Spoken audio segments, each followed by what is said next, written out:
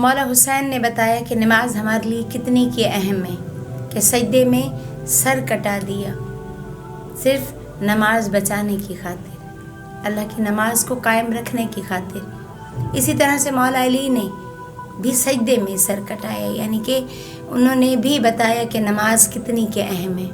تو کسی صورت میں بھی نماز کی معافی نہیں ہے۔ اگر کسی وجہ سے آپ کی نماز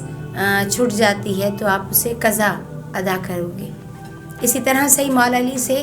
کسی نے، ایک یہودی نے سوال کیا، مولا کے پاس آئے اور اس نے پوچھا کہ مولا آپ کے اور میرے ذہن میں کچھ سوال چلتے ہیں کہ کیا آپ لوگوں کے مسلمان جب نماز ادا کرتے ہیں تو میں نے سنا ہے بہت وسوسے آتے ہیں ان کے ذہنوں میں، بہت شیطانی فطور ان کے دماغ میں چل رہے ہوتے ہیں، تو کیا آیا ہم نماز پڑھتے ہیں تو ہمارے تو ایسا بالکل نہیں ہوتا، نہ ہمیں کوئی وسوسے آتے ہیں اور نہ کوئی ایسے خیال کہ دنیا داری کہ ہم اپنی عبادت کو کرتے ہیں۔ تو مولا علی مشکل کشا مسکرائے اور مولا کائنات نے مسکرا کے جواب دیا کہ یہ بتاؤ کہ ایک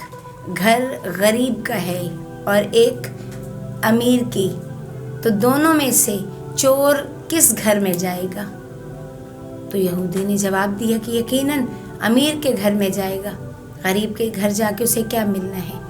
تو اسی طرح سے مولا کائنات مسکرا کر انہوں نے جواب دیا کہ جس گھر میں اللہ ہے وہ گھر بہت امیر ہے، تو یقیناً شیطان رخ اسی طرف کرے گا کہ وہ مسلمان کو وسوسے دے گا، اکسائے گا، کیونکہ اس گھر میں اللہ رہتا ہے،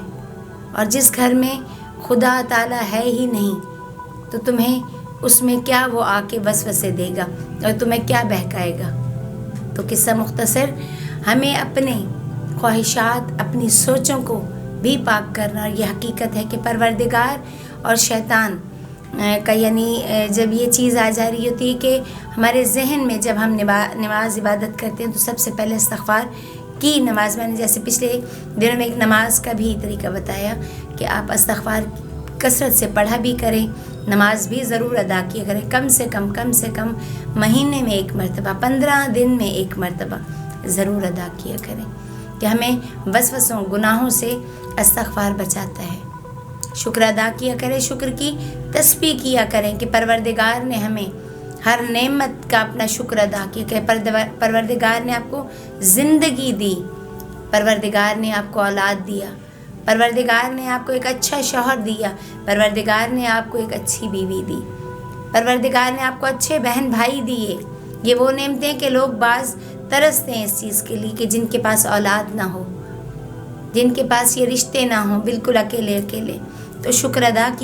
کیا کریں اپنے پروردگار کا کہ ہر لمحہ وہ ذات ہے جس نے ہمیں ہر نعمت سے نوازا ہے، اور اس کے باوجود بھی اگر ہم شکرانے میں وہ ہم سے کچھ نہیں مانگتا، اگر ہم شکرانے میں سجدہ شکرانہ عبادت 5 ٹائم کی نماز ہمیں کہی گئی تو وہ بھی ہمارے لیے ہی کہ ہماری عاقبت اچھی ہو جائے۔ اس کے علاوہ ہمیں چاہیے کہ جتنے بھی آپ کے، کیونکہ آپ خود نماز پڑھو گے تو آپ کسی کو اس رستے پہ لا سکتے ہو، کیونکہ جب ایک بچہ چھوٹا ہوتا ہے تو اسے ماں تلاوت سکھاتی ہے، کلمہ سکھاتی ہے کہ ایک مسلمان گھر میں وہ پیدا ہوا ہے، اسے کلمہ آنا چاہیے، اسے نماز آنی چاہیے، اسے قرآن آنا چاہیے، تو یہ ماں کے فرائض ہیں جو ادا کرتی ہے۔ اسی طرح سے باپ جا کے کماتا ہے، کما کے آتا ہے، اور یہ سارے فرائض اس کے ہیں، اپنے اپنے ہر انسان کے اپنے اپنے فرض ہیں، لیکن نماز واحد وہ فریضہ ہے جو ہر مرد پہ بھی، ہر عورت پہ بھی، بچے پہ بھی جو بالغ ہے اس پہ فرض ہے، تو ہم کسی طرح بھی اس سے نہیں بھاگ سکتے۔ اللہ تعالیٰ نے ہر دائرے میں جہاں جا کے آپ ڈھونڈتے ہو، ہر انسان کی عبادت کے طریقے مختلف ہیں۔ اگر آپ دیکھتے ہیں کہ مسیح تو وہ اپنے جا کے چرچ میں اپنی عبادت کریں تو ان کا ایک عبادت کا اپنا طریقہ ہے، خدا کی جو وہ کرتے ہیں عبادت، ان کا اپنا انداز ہے۔ اسی طرح سے ہم ہندو مذہب کو دیکھتے ہیں تو وہ بظاہر ایک پتلے کو پوج رہے ہوتے ہیں، لیکن ان کا بھی ایمان ہے کہ یہ خدا ہے۔ تو بس ہر کسی کے انداز اپنے ہیں، ہم چھٹلا نہیں سکتے عبادت کو، انداز ہر کسی کے الگ الگ الگ، لیکن ہمارا ایمان ہے کہ ہمارا خدا ایک ہے جو وحدہ لا شریک ہے، جس کا کوئی شریک نہیں، اور اس میں شریک کرنے والا کافر، اور ہم مسلمان ہیں، اس ملک میں رہتے ہیں جہاں ہمیں بابا قائد اعظم نے جو ملک دیا ہمیں، اسلام، یعنی کہ پاکستان مسلمان ممالک ہمارا، اور ہمیں اس ملک میں ہر طرح کی آزادی ہے، تو اپنے اس آزادی کی بھی شکرانے کے نفل ادا کیا کریں۔ ان فرض نمازوں کے علاوہ بھی اپنے، جو انسان چاہتے ہیں کہ میں اپنی ہر ذات کا، ہر نعمت کا شکر ادا کروں پروردگار کا، تو تسبیح شکر، یعنی کہ شکر اللہ شکر اللہ شکر الحمدللہ، یہ بھی تسبیح اپنی زبان پہ جاری رکھا کریں، کیونکہ جتنا زیادہ شکر ادا کریں گے وہ عطا کرتا چلا جائے گا۔ کیونکہ ہم اگر مایوس ہو جاتے ہیں، اپنے آپ میں مایوس ہو کے کہتے ہیں کہ نہیں یہ تو ہمارا کام ہونا ہی نہیں، تو نہیں، نہ ہونے کو بھی ممکن ہم نے کیسے بنانا ہے، اس یقین کے ساتھ کہ پروردگار سے ہم نے مانگنا ہے، وہ 70 ماؤں کا ان کے ہمیں پیار دیتا ہے، تو ہم نے جب حق کے ساتھ مانگنا ہے، سجدے میں جا کے گڑ گڑا کے رو کے کہ پروردگار مجھے یہ عطا کرنا ہے، میرے حصے میں یہ نعمت ہے یا نہیں ہے، مجھے آپ نے عطا کرنا ہے، تو یہ کیسے ہو سکتا ہے کہ وہ ہمیں نا امید کرے۔ رحیم و کریم ہے، جی ہاں، پھر میں ریپیٹ کر رہی ہوں، رحیم و کریم، یعنی کہ وہ 70 ماؤں کا ہمیں پیار دیتا ہے، کا درجہ رکھتا ہے۔ جیسے چھوٹا معصوم بچہ بولنا شروع کرتا ہے تو اپنی ماں کو پکارتا ہے ماں، تو ماں خوشی سے مطلب تڑپ جاتی ہیں، آنسو آ جاتے ہیں، بے قرار ہوتی کہ مولا میری اولاد کے منہ سے میرا نام نکلا ماں۔